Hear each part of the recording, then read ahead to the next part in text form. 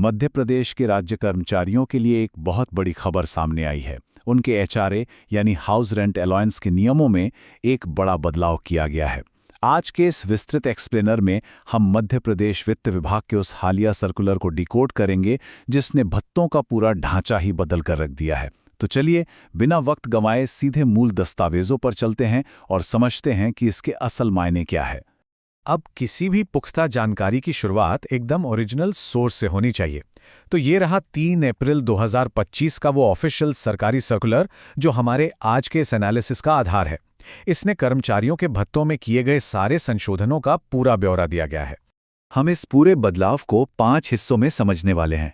पहला, नया एचआरए आदेश। दूसरा, शहर और नई दरें। तीसरा, पात्रता। चौथा, अपवाद। और पांचवां, आदेश लागू होने की तारीख।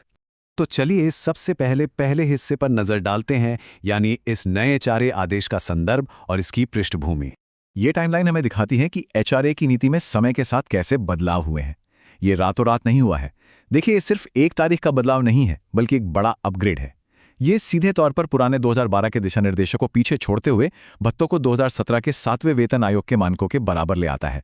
सरकार ने अब जाकर मूल वेतन के आधार पर इन नई दरों को तय करने का एक काफी तार्किक फैसला लिया है। अब बढ़ते हैं दूसरे हिस्से की तरफ, जो है शहर और नई दरें, यानी ये जो नई त्रिस्तरीय प्रणाली आई है। अब आते हैं सबसे दिलचस्प हिस्से पर, जो है इसका पूरा फाइनेंशियल ब्रेकडाउन। ये नई प्रणाली सीधे तौर पे शहर की आबादी को भत्ते से जोड़ती है। इसका लॉजिक बहुत ही सीधा सा है। शहर जितना बड़ा होगा, वहां रहने का खर्च भी उतना ही ज्यादा होगा। तो अगर शहर की आबादी 7 लाख या उससे ज्यादा है तो एचआरए 10% मिलेगा। अगर आबादी 3 लाख से 7 लाख के बीच है तो ये 7% होगा, और अगर आबादी 3 लाख से कम है तो एचआरए 5% तय किया गया है। और ये ग्राफ मुआवजे के इस घटते हुए क्रम को एकदम साफ कर देता है। ये बिल्कुल स्पष्ट है कि कम आबादी वाले इलाकों में भत्ता कैसे कम हो जाता है। और सच कहें तो ये एक बहुत ही प्रैक्टिकल अप्रोच है। जिन बड़े शहरों में घर का किराया और महंगाई ज़्यादा है, वहाँ भत्ते का प्रतिशत भी उसी हिसाब से ज़्यादा रखा गया है। तीसरा हिस्सा है पात्रता और विस्तार, मतलब इस नए नियम का फायदा आखिर मिलेगा किसे। सबसे जरूरी बात यह समझना है कि इस दायरे में आता कौन है। क्या ये सिर्फ रेगुलर राज्य कर्मचारियों के लिए? जी नहीं। दिलचस्प बात यह है कि इसका दायरा काफी बड़ा है।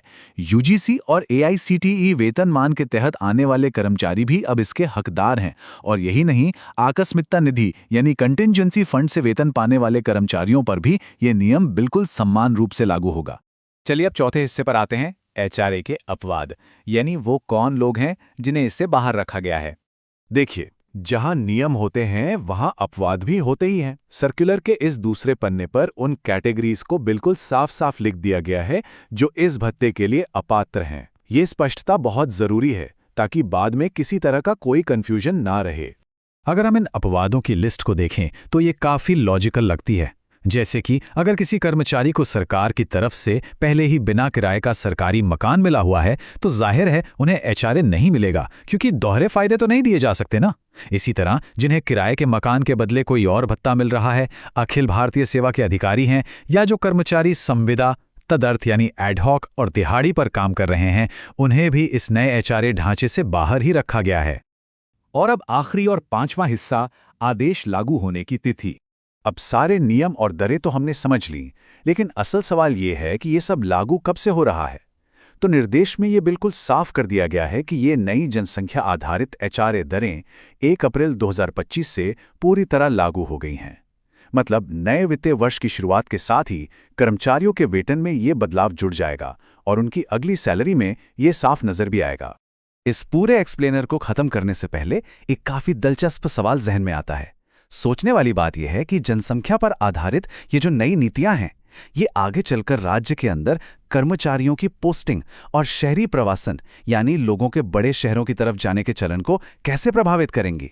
क्या 10% भत्ते की वजह से कर्मचारी बड़े शहरों की तरफ ज्यादा आकर्षित होंगे, या फिर इससे पूरे राज्य में एक नया बैलेंस बनेगा? खैर, ये एक ऐसा मुद्दा है जिस पर आगे जरूर विचार होना चाहिए। आज के इस एक्सप्लेनर में हमारे साथ जुड़ने के लिए बहुत बहुत धन्यवाद।